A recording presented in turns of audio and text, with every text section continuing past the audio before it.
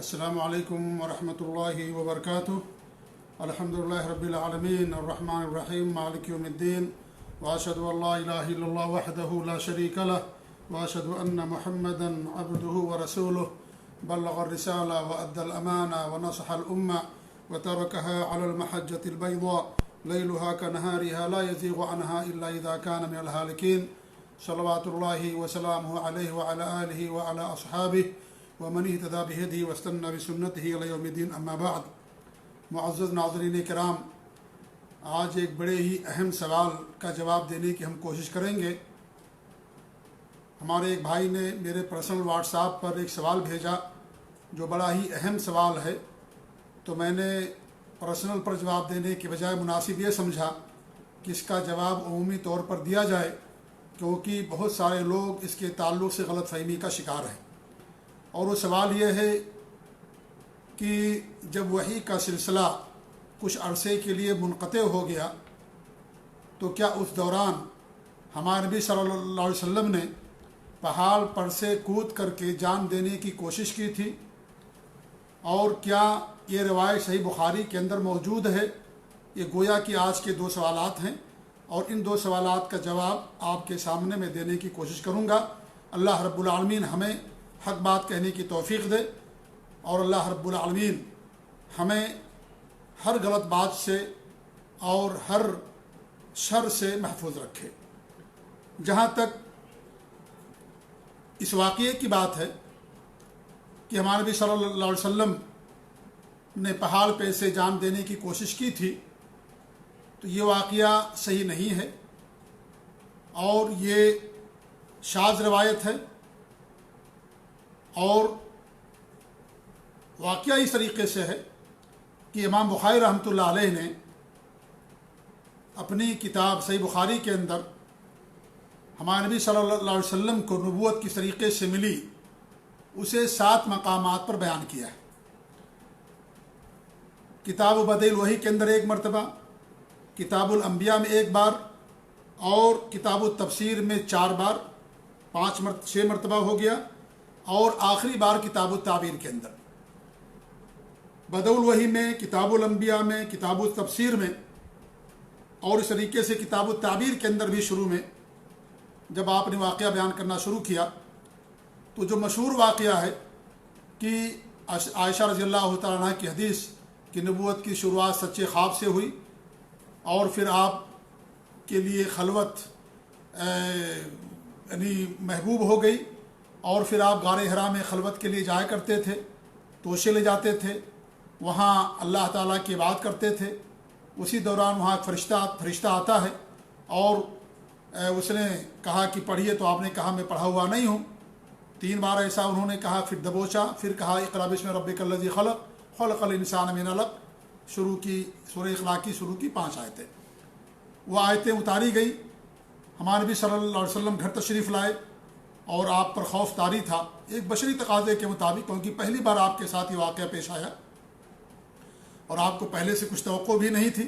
تو اس طریقے سے حضرت خدیجہ رضی اللہ تعالیٰ عنہ نے آپ کو تسلی دی اور کہا کہ اللہ رب العالمین کبھی آپ کو ضائع نہیں کرے گا۔ ہمارے نبی میں نے فرمایا کہ مجھے اپنی جان کا خوف ہے، تو حضرت خدیجہ رضی اللہ تعالیٰ عنہ ام المؤمنین نے فرمایا کہ اللہ تعالیٰ کبھی آپ کو ضائع اور برباد نہیں کرے گا۔ آپ غریبوں کا خیال رکھتے ہیں، تہی دستوں کا خیال رکھتے ہیں، صلہ رحمی کرتے ہیں، مہمان نوازی کرتے ہیں، اور جو تہی دست ہیں، محتاج ہیں، ان کا خیال رکھتے ہیں، لہذا اللہ تعالیٰ آپ کو برباد نہیں کرے گا۔ اس کے بعد حضرت خدیجہ رضی اللہ تعالیٰ عنہ اپنے چچا زاد بھائی ورقہ بن نوفل، جن کی کافی لمبی عمر ہو گئی تھی اور وہ نصرانی ہو گئے تھے اور عبرانی پڑھنا لکھنا جانتے تھے، ان کے پاس لے کر کے گئیں، اور جب ان کے پاس آپ صلی اللہ علیہ وسلم تشریف لے گئے تو آپ نے پورا ماجرا جو ان کے ساتھ ہوا تھا غار حرا میں ان کے سامنے بیان کر دیا۔ تو انہوں نے کہا کہ تو وہی ناموس، وہی فرشتہ ہے جو موسیٰ علیہ السلام کے پاس آتا تھا، کاش میں اس وقت زندہ ہوتا جب تمہاری قوم تم کو نکال دے گی۔ تو ہمارے نبی نے فرمایا کیا میری قوم مجھے نکال دے گی؟ تو انہوں نے کہا کہ ہاں، تم سے پہلے جو بھی اس طرح کے آئے ہیں انبیاء یا لوگ، تو ان کی قوم نے ان کو نکالا، اور کاش میں اس وقت زندہ ہوتا، توانا ہوتا تو میں تمہاری مدد کرتا۔ اور اس کے بعد ورقہ بن نوفل کی وفات ہو گئی، اور پھر وحی کا سلسلہ بند ہو گیا۔ یہاں تک امام بخاری رحمۃ اللہ علیہ نے बदउल वही में, किताबुल अंबिया में, किताबुत तफसीर में और किताबुत ताबीर के अंदर भी बयान किया है। और रवायत करने वाले कौन हैं? इमाम ज़ुहरी अन उर्वा अन आयशा, ये रवायत इन्होंने बयान की है। अब किताबुत ताबीर के अंदर एक जगह, किताबुत ताबीर में एक जगह बयान किया, जब ये वाक़या ख़त्म हो गया उसके बाद इमाम बुखारी ने बयान किया क़ाला वफ़ी मा बलगना, कि वो कहते हैं कि मुझे जो बात पहुँची। ये कहने वाले कौन हैं? इसके बारे में मुहद्दिसीन ने बयान किया है, हाफिज़ इब्न हजर ने और मुहद्दिस अबू शामा ने, इमाम किरमानी ने और दीगर मुहद्दिसीन ने, किसके कहने वाले इमाम ज़ुहरी रहमतुल्लाह अलैह हैं। और इमाम ज़ुहरी कौन हैं? ये सिगारे ताबीन में से, छोटे ताबीन में से हैं और इनके बहुत ज़्यादा मशाइख हैं, असातिज़ा हैं और 6-7 या 8 सहाबे कराम से इनकी मुलाकात हुई है। और इन्होंने बयान किया कि फ़ीमा बलगना, कि मुझे जो बात पहुँची है। फिर आगे उन्होंने बयान किया कि जब वही का सिलसिला बंद हो गया तो आप सल्लल्लाहु अलैहि वसल्लम पहाड़ी पर जाते और वहाँ से जान देने की कोशिश करते। उस वक्त उनको फ़रिश्ता नज़र आ जाता, जिब्रील अमीन, और वो कहता कि आप अल्लाह के बरहक नबी और रसूल हैं, सच्चे रसूल हैं। तो आपका खौफ चला जाता, फिर वापस आ जाते। और ये कई मरतबा आपके साथ ऐसा हुआ, उसके अंदर मिरारन का लफ्ज़ आया हुआ है। तो ये आप ज़रा गौर करें कि ये जो किताबुत ताबीर के अंदर इमाम बुखारी रहमतुल्लाह अलैह ने आखिर में जो बयान किया है, ये इमाम बुखारी रहमतुल्लाह अलैह ने इमाम ज़ुहरी के कौल को बयान किया है। इमाम ज़ुहरी सिगारे ताबीन में से हैं और उनकी अल्लाह के, और ये इस हादसे के वक्त वो थे नहीं, इस हादसे का ज़माना उनको नहीं मिला। और उनसे वाक़या किसने बयान किया? ये उन्होंने नहीं बयान किया है, इमाम ज़ुहरी ने ये नहीं बयान किया कि वाक़या उनसे किसने बयान किया। और इमाम ज़ुहरी और हमारे नबी सल्लल्लाहु अलैहि वसल्लम के दरमियान आम तौर से 2 वास्ते होते हैं, कभी कभी 3 भी हो गए हैं, कभी कभी 1 भी, लेकिन आम तौर से 2 वास्ते होते हैं। तो ये जो 2 वास्ते बीच में हैं आम तौर से, वो कौन लोग हैं जिन्होंने इमाम ज़ुहरी को बयान किया? इमाम ज़ुहरी रहमतुल्लाह ने कोई सनद इसकी नहीं बयान की। तो ये जो उन्होंने बयान किया है ये बलागात में से है। और बलागातुल ज़ुहरी या इमाम ज़ुहरी की जो मरासील होती हैं उनके बारे में मुहद्दिसीन और जरह व तादील के उलमा का कहना है कि उसकी मिसाल हवा के मानंद होती है। जैसे हवा की कोई अहमियत नहीं होती, कभी इधर तो कभी उधर, कभी कम तो कभी ज़्यादा, इस तरीके से इनकी भी मरासिल की कोई अहमियत नहीं है, क्योंकि ये छोटे ताबईन में से इनका शुमार होता है इमाम ज़ुहरी रहमतुल्लाह अलैह का। और किसने उनसे बयान किया है? उनके बहुत ज़्यादा शयूख और असातिज़ा की तादाद है, उनमें से किसने बयान किया? और गालिब गुमान यही है कि अगर बयान करने वाले सिका होते तो इमाम ज़ुहरी रहमतुल्लाह अलैह ज़रूर उनको बयान करते, लेकिन उन्होंने ये बयान नहीं किया कि बयान करने वाले कौन हैं। तो ऐसी हदीस को ज़ईफ़ कहा जाता है और ये ज़ईफ़ रवायत होती है। फ़ीमा बलागात, ये सहाबा के बलागात में से नहीं है। अगर सहाबा के बलागात में से हो और वो सहाबा, ये वो सहाबी अहले किताब से रवायत में मारूफ ना हो तो उनकी रवायत मुतबर होती है, मुत्तसिल और मुस्नद मानी जाती है, वो रवायत काबिल कबूल होगी। क्योंकि सहाबी अगर बयान भी करेगा तो किसी सहाबी से बयान करेगा और सहाबी उदूल और हुज्जत होते हैं, लिहाजा उनके बलागात काबिल कबूल हो गए, इस शर्त के साथ कि वो सहाबी अहले किताब से रवायत करने में मारूफ ना हो। तो ऐसी सूरत में उनका बलाग जो है काबिल कबूल होगा। तो यहाँ पर ये इमाम ज़ुहरी के बलागात में से है और इमाम ज़ुहरी और हमारे नबी के दरमियान 2 वास्तों का हज़फ है। यहाँ पर 2 वास्ते पाए जाते हैं, उनको उन्होंने हज़फ कर दिया है, लिहाजा ये रवायत क़तान सही नहीं है। और इमाम ज़ुहरी से जिन्होंने इन वाक़े को बयान किया है, पूरा वाक़या जो 7 जगहों पर इमाम बुखारी रहमतुल्लाह ने बयान किया है, उनके 3 शागिर्दों ने, जो 3 बड़े बड़े शागिर्द हैं, उनमें से मामर बिन राशिद जिनकी कुनियत अबू उर्वा थी, और दूसरे अकील बिन खालिद या उकैल बिन खालिद, दोनों तरह की बातें हैं, और तीसरे यूनुस बिन यजीद अल-अयली। इन तीनों ने ये वाक़या और हदीस बयान की है हमारे नबी सल्लल्लाहु अलैहि वसल्लम की नबूवत की शुरुआत की सर, यानी इन लोगों ने ज़ुहरी से, ज़ुहरी ने उर्वा से, उर्वा ने आयशा रज़ियल्लाहु तआला अन्हा से। अब यहाँ पर जो रवायत मैंने आपके सामने हदीस का शुरू का हिस्सा पेश किया कि वर्क़ा बिन नौफल के पास गए और उसके बाद वर्क़ा बिन नौफल की वफ़ात हो गई और फिर वही का सिलसिला बंद हो गया। यहाँ तक किन किन लोगों ने रवायत किया है? یہاں تک روایت کرنے والے کون ہیں؟ عقیل بن خالد اور یونس بن یزید الایلی اور ساتھ ہی ساتھ معمر، ان تینوں نے یہاں تک بیان کیا ہے۔ اور فیما بلغنا کے جو روایت کرنے والے ہیں وہ صرف اور صرف معمر بن راشد ہیں، یعنی ان کے جو دو شاگرد ہیں بڑے، عقیل بن خالد اور یونس بن یزید الایلی، انہوں نے اس واقعے کو بیان نہیں کیا۔ اس کے بیان کرنے والے صرف اور صرف کون ہیں؟ معمر بن راشد ہیں، اور انہوں نے امام بخاری نے کتاب التعبیر کے اندر اس کو بیان کیا۔ اسی لیے امام البانی رحمۃ اللہ علیہ نے بیان کیا کہ یہ جو زیادتی ہے کہ پہاڑی پر سے جان کر کے کود کر کے جان دینے کا محاولہ اور کوشش، اس کے اندر دو علتیں پائی جاتی ہیں۔ ایک علت تو یہ ہے کہ یہ معمر منفرد ہیں، بیان کرنے میں اکیلے ہیں، اور ان کے شاگرد امام زہری کے یونس اور عقیل، انہوں نے اس کو نہیں بیان کیا، جبکہ انہوں نے پورے قصے کو بیان کیا کہ کس طریقے سے ماں نبی کو نبوت ملی، لہذا یہ شاذ ہے۔ اور شاذ کہتے ہیں جب ثقہ راوی اوثق کی مخالفت کرے، یا ان جو زیادہ تعداد میں ہیں ان کی مخالفت کرے، ثقہ جو زیادہ تعداد میں ہیں ان کی مخالفت کرے، یا ان سے زیادہ جو ثقہ ان کی مخالفت کرے، ان کو وہ شاذ کہا جاتا ہے۔ لہذا اور شاذ روایت جو ہوتی ہے ضعیف کے حکم کے اندر ہوتی ہے۔ اور دوسری علت انہوں نے بیان کی کہ مرسل اور معضل ہے۔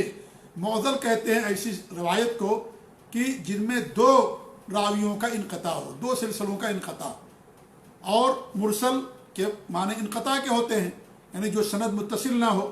لہذا یہ جو روایت ہے یہ روایت صحیح نہیں ہے، یہ روایت جو ہے صحیح نہیں ہے، اور یہ بلاغات میں سے ہے، اور بلاغات میں سے جب ہے تو گویا کہ ضعیف روایت ہے، اور کسی بھی سند سے یہ روایت متصل نہیں ہے۔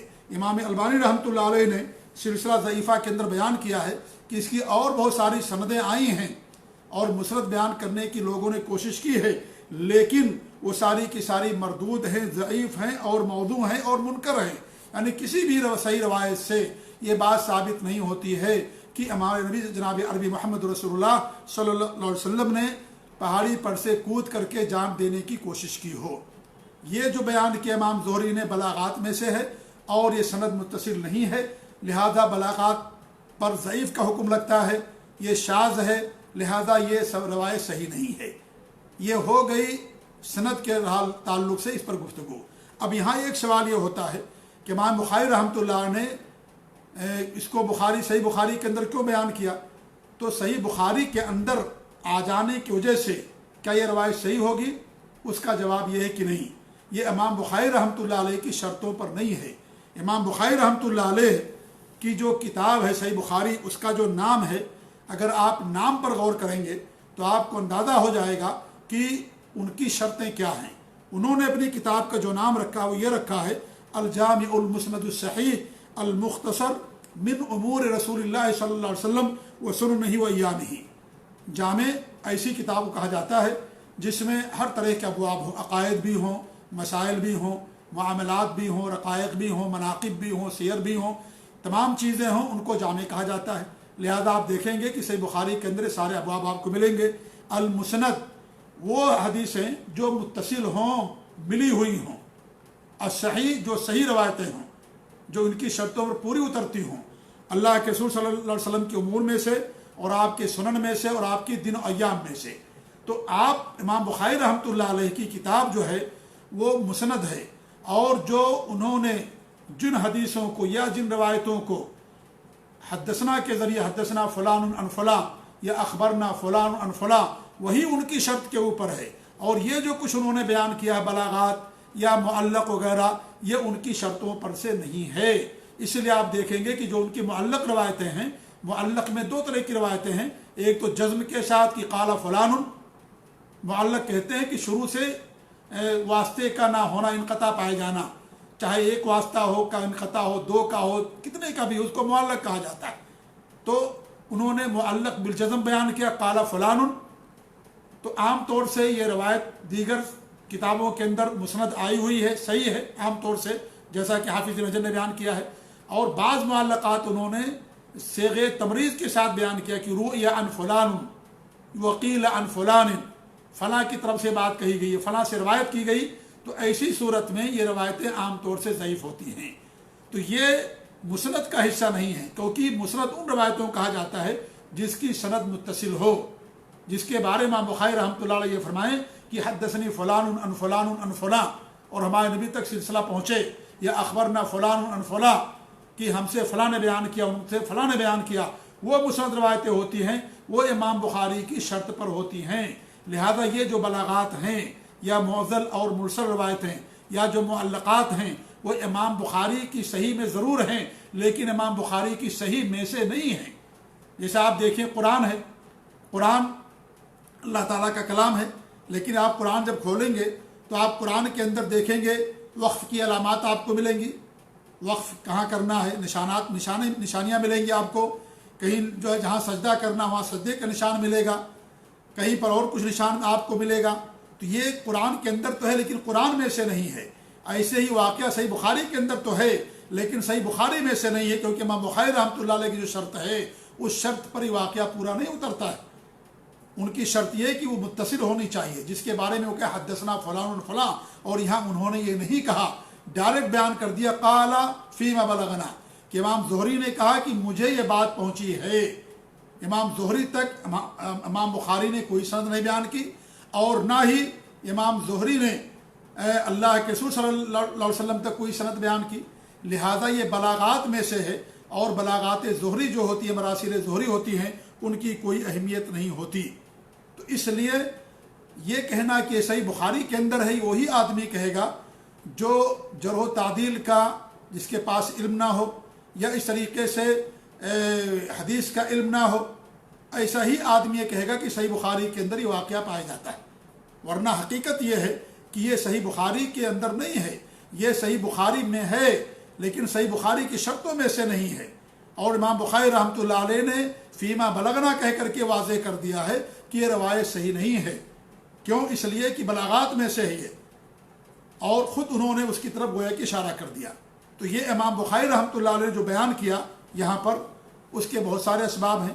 ایک سبب تو یہی ہے کہ انہوں نے یہ فیما بلغنا کہہ کر کے اور بغیر سند کے ساتھ جو بیان کر دیا، یہ گویا کہ اس طرف اشارہ کر دیا ہے کہ یہ روایت صحیح نہیں ہے، روایت ضعیف ہے، قابل قبول نہیں ہے۔ ان کے ایک راوی نے بیان کیا ہے امام زہری کے، جن کا نام معمر تھا، باقی اور جو دیگر روات ہیں ان کے، انہوں نے اس کو بیان نہیں کیا، اور یہ بلاغات زہری میں سے ہے، لہذا یہ ضعیف ہے، قابل قبول نہیں ہے۔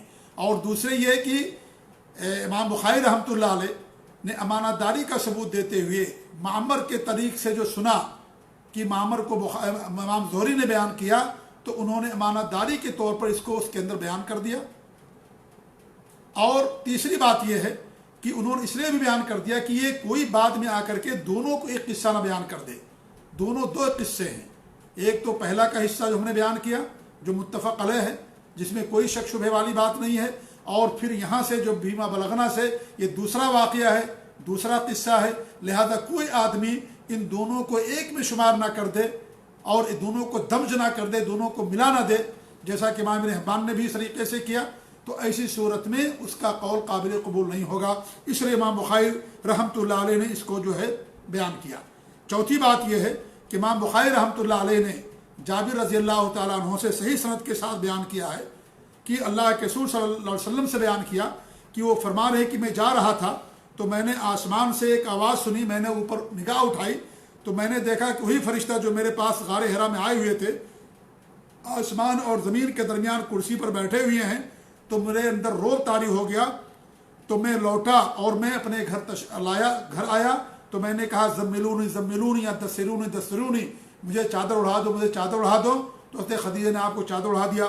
اس کے بعد یہ آیت نازل ہوئی، سورت یا ایھا المدثر قم فانذر، یہ سورت نازل ہوئی۔ اس کے بعد وہی کا سلسلہ شروع ہو گیا۔ تو یہ روایت بیان کی امام بخاری رحمۃ اللہ علیہ نے صحیح بخاری کے اندر سند کے ساتھ، صحیح سند کے ساتھ متصل بیان کیا ہے، اور اس میں گویا کہ رد کر دیا ہے کہ فیما بلغنا جو بیان کیا امام زہری نے، ان کا کہنا صحیح نہیں ہے۔ ہمارے نبی صلی اللہ علیہ وسلم نے کے ساتھ یہ واقعہ کبھی نہیں پیش آیا، کیونکہ آپ نے دیکھا فرشتے کو اور ان کو جو آسمان اور زمین کے درمیان کرسی پر بیٹھے ہوئے، اس کے بعد گھر تشریف لائے اور اللہ رب العالمین نے سورہ مدثر نازل فرمائی۔ لہذا پہاڑ پر جانے کا واقعہ اور خودکشی کرنے کا یا جان دے دینے کا یا وہاں سے کود جانے کا واقعہ، یہ قطعاً ثابت نہیں ہے، اور اس کے برعکس یہ واقعہ ثابت ہے جو جابر رضی اللہ تعالیٰ عنہ نے اللہ کے رسول صلی اللہ علیہ وسلم سے بیان کیا ہے۔ اور پانچویں بات یہ ہے کہ اس واقعے کے اندر جو یہ بیان کیا گیا ہے کہ کئی مرتبہ ایسا واقعہ ہوا۔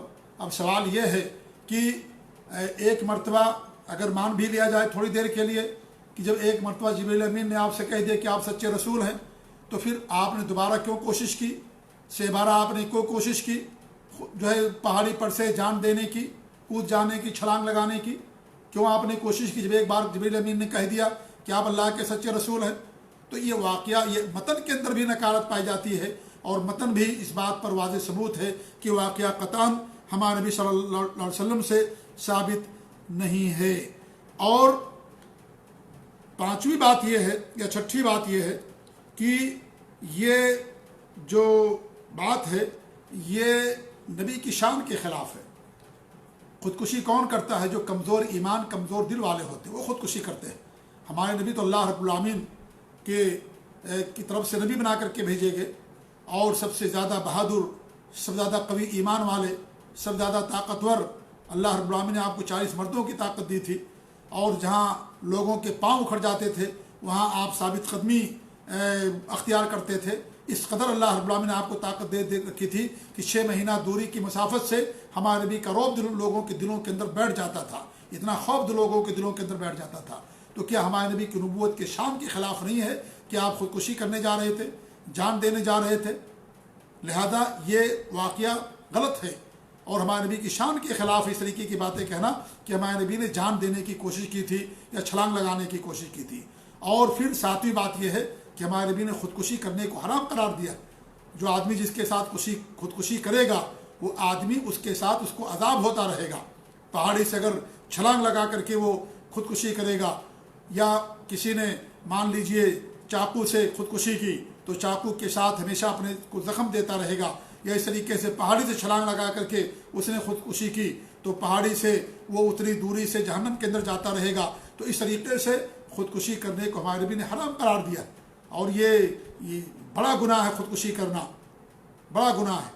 لہذا ہمارے نبی صلی اللہ علیہ وسلم سے یہ کیسے توقع کی جا سکتی کہ نعوذ باللہ ہمارے نبی نے اس طرح کا عمل کیا ہے، یا آپ نے سوچا کہ ہم جان دے دیں اور خودکشی کر لیں یا چھلانگ لگا دیں۔ لہذا یہ واقعہ قطعاً ثابت نہیں ہے۔ اور جو لوگ باریکیوں کو نہیں سمجھتے ہیں، امام بخاری رحمۃ اللہ علیہ کی شرطوں کو نہیں سمجھتے ہیں، یا اس طریقے سے جو جرح و تعدیل کے علوم سے یا علم سے یا اس فن سے واقف نہیں ہیں، وہ بیان کر دیتے ہیں کہ صحیح بخاری کا واقعہ ہے، صحیح بخاری کے اندر یہ واقعہ ضرور آیا ہے، لیکن اس طریقے سے بیان کر دینا یہ قطعاً صحیح نہیں ہے۔ ایسا لوگوں کو بیان کرنا چاہیے۔ امانت علمی کا تقاضا یہ ہے کہ یہ بیان کریں کہ امام بخاری رحمۃ اللہ علیہ نے اس کو بلاغات میں سے بیان کیا، معلق بیان کیا، یہ انسان بیان کرے، یہ نہ بیان کرے کہ صحیح بخاری کے اندر امام بخاری نے بیان کیا ہے۔ یہ اس میں وہم ہو جاتا ہے لوگوں کو، لوگ شک شبہ کے اندر پڑ جاتے ہیں کہ گویا کہ صحیح بخاری کی روایت ہے، اور جب صحیح بخاری کے اندر آ جائے تو گویا کہ یہ صحیح ہے۔ تو صحیح بخاری کی وہ روایتیں متفق علیہ جو ان کی قبولیت پر، ان کی صحت پر امت کا اجماع ہے، جو مسند ہیں، جنہیں امام بخاری نے سند کے ساتھ بیان کیا ہے، حدثنا فلان عن فلاں یا اخبرنا فلان عن فلاں، اور جب صحیح بخاری کہی جاتی ہے تو اس کے اندر یہی چیزیں آتی ہیں، اسی پر امت کا اجماع ہے۔ لیکن انہوں نے جو اور کچھ بیان کیا ہے، کسی کا قول بیان کیا یا اس طریقے سے کسی کی کوئی روایت بیان کی، تو وہ صحیح بخاری کی شرطوں پر پوری نہیں اترتی ہے، وہ صحیح بخاری کی شرطوں میں پوری نہیں اترتی ہے، بلکہ وہ اس کا جو حکم ہوگا اس کے سند کے لحاظ سے اس کے اوپر حکم لگایا جائے گا۔ وہ صحیح بھی ہو سکتی ہے اور وہ ضعیف بھی ہو سکتی ہے۔ عام طور سے اگر جزم کے صیغے کے ساتھ معلق کے بارے میں امام بخاری نے بیان کیا ہو تو روایت صحیح ہوتی ہے، اور جو تمریز کے صیغے کے ساتھ ہے وہ روایت کیا ہوتی ہے، وہ صحیح نہیں ہوتی ہے۔ اس طریقے سے جو معضل ہے یا مرسل ہے، یا اس طریقے سے امام بخاری نے ابواب قائم کیے اور ایک روایت کو مختلف یعنی صورتوں میں مختلف جگہوں پر انہوں نے پیش کیا، جہاں ان کو ضرورت محسوس ہوئی اس روایت کا حصہ کاٹ کر کے انہوں نے وہاں پر اس کو دلیل میں پیش کر دیا۔ تو یہ ساری چیزیں وہ امام بخاری کی شرطوں میں شامل نہیں ہیں، اور جب وہ مسند کے اندر یہ ساری چیزیں نہیں آتی ہیں، لہذا صحیح بخاری کہا جائے تو اس کا مطلب وہی ہوتا ہے جس کو انہوں نے سند کے ساتھ بیان کیا ہے کہ حدثنا فلان عن فلاں یا اخبرنی فلان عن فلاں، اور پھر نبی صلی اللہ علیہ وسلم کے ساتھ تک سب پورے سند کو بیان کر دے، وہ صحیح بخاری ہوتا ہے۔ لہذا ان چیزوں کے اندر فرق ہے کہ فیما اخرجہ البخاری اور فیما ذکرہ البخاری، دونوں میں فرق ہے۔ جن چیز جو امام بخاری نے جس کی تخریج کی ہے، جس کو سند کے ساتھ متصل بیان کیا اس میں، اور جو کچھ انہوں نے ذکر کر دیا ہے تفسیر میں یا ایسے کسی کی روایت معلق بیان کر دیے، دونوں کے اندر فرق ہے۔ جیسے میں نے قرآن کی مثال دے کر کے بتایا کہ قرآن اللہ تعالیٰ کا کلام ہے، لیکن جو قرآن ہے اس کے اندر آپ دیکھیں گے علامات ہے وقف کی، تشدید شدہ کی علامات، سجدے کی نشانی موجود ہے وہاں پر، اور رکوع کا نشان وہاں پر موجود ہے، عین لکھا رہتا ہے یا اس طریقے سے اور اسٹار بنا رہتا ہے، اور کچھ چیزیں ہیں۔ یہ ساری چیزیں قرآن میں سے نہیں ہیں، اگرچہ مصحف کے اندر وہ چیز پائی جاتی ہے لیکن قرآن میں سے نہیں ہے۔ ایسے صحیح بخاری کی شرطوں میں سے نہیں ہے جو معلق اور معضل روایتیں بیان کی ہیں۔ لہذا یہ کہہ کر کے لوگوں کو دھوکہ دینا، وہی کہے گا جو اس علم سے ماہر نہ ہو کہ صحیح بخاری کے اندر واقعہ بیان کیا گیا ہے لہذا یہ واقعہ صحیح ہے، تو یہ کہنا اس کا سراسر غلط ہے۔ سچی بات یہ ہے کہ صحیح بخاری کی شرطوں پر نہیں ہے، مسند انہوں نے بیان کیا، بلاغات میں سے ہے، اور امام بخاری رحمۃ اللہ نے خود اس کی طرف ضعف کی طرف اشارہ کر دیا فیما ولغنا کہہ کر کے، اور پھر جو حضرت جابر رضی اللہ تعالیٰ عنہ کی جو صحیح روایت ہے موصول سند کے ساتھ انہوں نے بیان کر کے واضح کر دیا کہ یہ واقعہ صحیح نہیں ہے، بلکہ واقعہ یہ ہے کہ آپ یہ جو انہوں نے بیان کیا کہ جو سورہ مدثر کے نزول کا سبب بنا کہ آپ جا رہے تو آسمان کی طرف سے آپ نے آواز سنی، اوپر دیکھا کوئی فرشتہ جو غار حرا میں آیا تھا، آسمان اور زمین کے درمیان بیٹھا ہوا تھا، تو ان کو روب طاری ہو گیا، پھر گھر پر آئے اور ان کو چادر اڑائی گئی، پھر سورہ مدثر نازل ہوئی۔ تو یہ کیونکہ جو وحی کا سلسلہ بند ہوا تھا، وحی کا سلسلہ بند ہونے کی جو حکمت علماء نے بیان کی وہ یہ تھی کہ آپ کے دل سے جو بشری تقاضوں کے مطابق انسان جو خوف آ جاتا ہے اس خوف کو ختم کرنا مقصد تھا، تاکہ آپ کے اندر شوق پیدا ہو، یہ اصل مقصد تھا۔ یہ مقصد نہیں تھا کہ نعوذ باللہ آپ پہاڑی پر سے جا کر کے اس طریقے کا ارادہ کریں، یہ مقصد نہیں تھا، اور کبھی بھی آپ کو شک نہیں ہوا کہ آپ اللہ رب العالمین کے نبی نہیں ہیں۔ اللہ رب العالمین نے آپ کے دل کو ثابت قدمی عطا فرمائی، اور اس طریقے سے اور نزول وحی کے وقت جو آپ کو خوف لاحق ہوا پہلی بار وہ صرف بشریت کے تقاضے کے مطابق تھا، اور وہ اس وقت ختم ہو گیا جب آپ کے اوپر سورہ مدثر نازل ہوئی، اور اس طریقے سے ورقہ بن نوفل انہوں نے تصدیق کی باقاعدہ کہ آپ اللہ تعالیٰ کے نبی ہیں، تو ان تمام چیزوں سے ساری چیزیں آپ کی دور ہو گئی تھیں، لہذا آپ کو اس بات میں کوئی شک نہیں تھا کہ آپ اللہ تعالیٰ کے نبی نہیں ہیں۔ لہذا یہ بات بتانا یہ سراسر کیا ہے، یہ غلط ہے اور یہ واقعہ صحیح نہیں ہے۔ اللہ رب العالمین ہم سب لوگوں کو حق بات قبول کرنے کی توفیق دے، آمین۔ وجزاکم اللہ خیر، وصلی اللہ علیہ محمد وعلی آلہ وصحبہ اجمعین، والسلام علیکم ورحمۃ اللہ وبرکاتہ۔